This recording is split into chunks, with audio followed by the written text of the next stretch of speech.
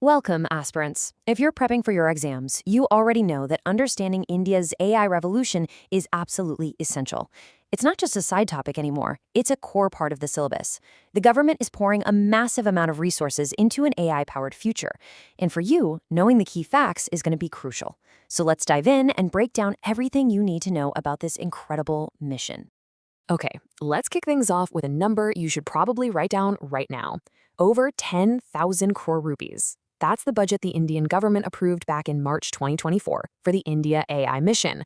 And look, this isn't just a number on a spreadsheet. It's a huge statement of national intent, a massive investment spread over the next 5 years to build our country's AI future from the ground up. So, you might be asking, what's the payoff for that massive investment? Well, this is the potential prize. We are talking about nothing less than a complete economic transformation. Projections show that AI could add a staggering $1.7 trillion to India's economy by the year 2035. That's the sheer scale of the vision we're looking at here. To make this whole topic super clear for your exams, we've structured this explainer into 6 key parts. We're going to start with the big vision, then walk through where we are now, look at the core policies, and finally, get into the real-world impact this has on jobs and society. Let's get started. First up, the grand vision. Now, this is the guiding principle behind everything, the one phrase you should definitely commit to memory: making AI in India and making AI work for India. You see, it's a brilliant two-part strategy. First, we build our own AI technology right here at home. And second, we make sure that technology is used to solve India's unique challenges. So before we go any further, let's just make sure we're all on the same page. When we say AI, what are we really talking about? At its heart, it's about building systems that can think, learn, and reason, using massive amounts of data and clever algorithms to pretty much mimic human problem solving, but on a scale and at a speed we can't even imagine. And here's a key piece of jargon you're going to see everywhere: the GPU. The easiest way to think about a graphics processing unit is like a super high-performance engine. It's the specialized hardware, the muscle, that's absolutely essential for powering all of today's advanced AI models. It's the backbone of this whole revolution, and as you'll see, a major focus for India. Okay, so we've got the vision, we've got the basic terms down, but what does India's AI world actually look like today? Let's take a snapshot of the current landscape on the ground. Now, this is really interesting. Where is AI actually making the biggest impact right now? As you can see, 4 key sectors are leading the charge: industrial and automotive, retail, finance, and healthcare. What's crucial here is that together, they account for about 60% of AI's total economic value. And that makes sense, right? Because these are the sectors swimming in data with really clear needs for automation and better prediction. And here are some critical data points for your notes. These are the kind of stats you want to have in your back pocket. The scale is just immense. We're talking a tech sector revenue that's about to cross $280 billion, employing more than 6 million people. And just look at the startup scene. A staggering 89% of new startups are built on AI. The NASSCOM index shows we're on the right track, with over a quarter of our companies already hitting full-scale AI maturity. Okay, now we're getting to the absolute heart of the matter: the India AI mission itself. And it's not just one single program. Think of it as a comprehensive national strategy built on 7 distinct foundational pillars. Understanding these is absolutely key. So here they are, the 7 pillars that form the entire framework of the mission. They really cover everything, from the raw computing power and data, all the way to building skills, funding startups, and making sure AI is safe and trustworthy. Each one is designed to build a very specific part of our national AI capacity. Now, 7 pillars can be a lot to remember, especially under exam pressure. So here's a simple mnemonic to help you out.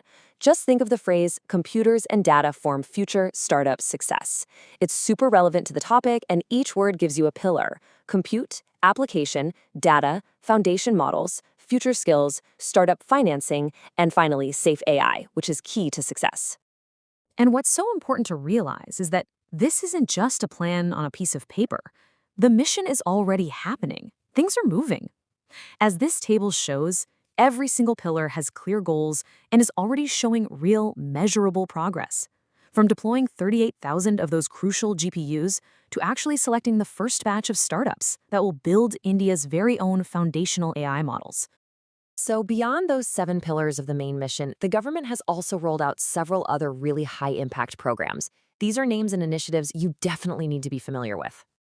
Okay, pay close attention here, especially to those first two.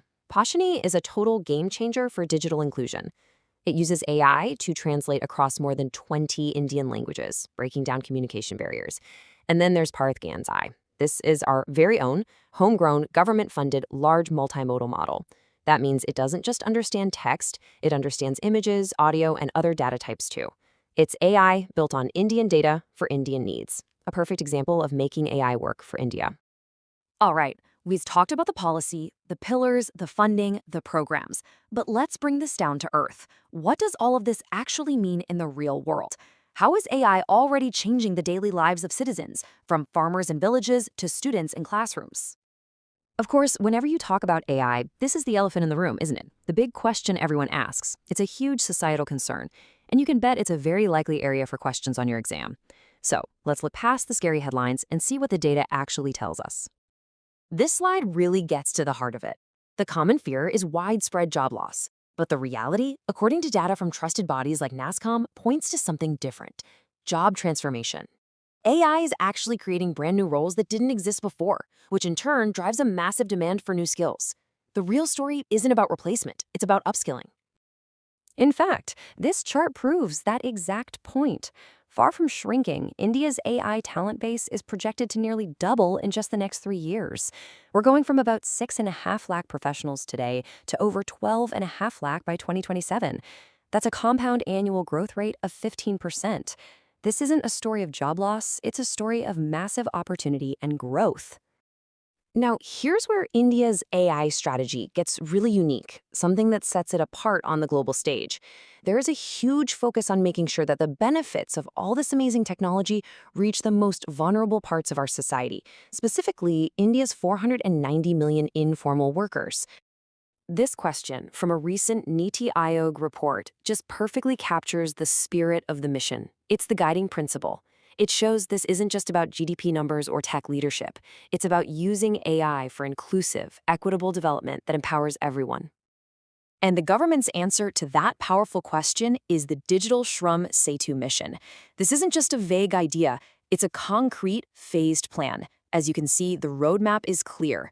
It starts with setting the goals, then building the institutions, then running pilot projects to see what works, and finally, a nationwide rollout from 2029 onwards. It's a systematic approach to inclusive growth. Okay, let's boil it all down.